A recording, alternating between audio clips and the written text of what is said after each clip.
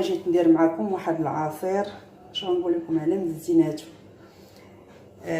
عندي في هذا عندي هنايا واحد 3 خيزوات صغار قطعتهم بحال هكا، وعندي هنايا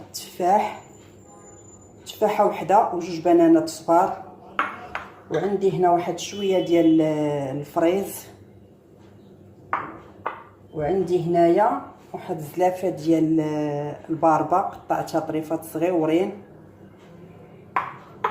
وعندي هنايا الخس، وعندي الليمون.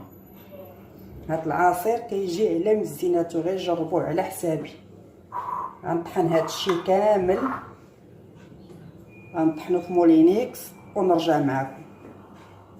دابا درت خيزو وغادي ندير الفريز.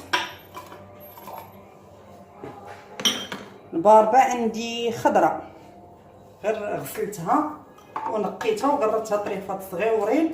انا كنحتفظ بها في الكونجيلاتور، كتبقى ليا كنقطعها طريفات صغار، وكان الوقت اللي بغيتها كنهزها. عندي هنا التفاح والبنان، وعندي هاد الخس. هاد العصير كيجي على مزيناتو.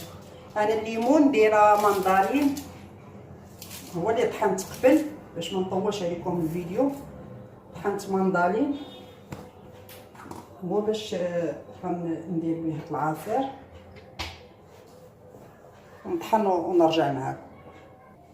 انا طحنت العصير، قضيت السكر كل كيدير قياسو ديال السكر. انا ما درت غير تقريبا في 2 يطرو ديال الليمون، درت فيه 5 المعالق ديال السكر. العصير كيجي على مزيناتو، بالاخص في هاد رمضان وهاد الصيف كيجي زوين. غير جربوه على حسابي، كيجي على مزيناتو. نتمنى لا عجبكم هاد الفيديو، ما تنسونيش بواحد لايك والاشتراك. شكرا لكم.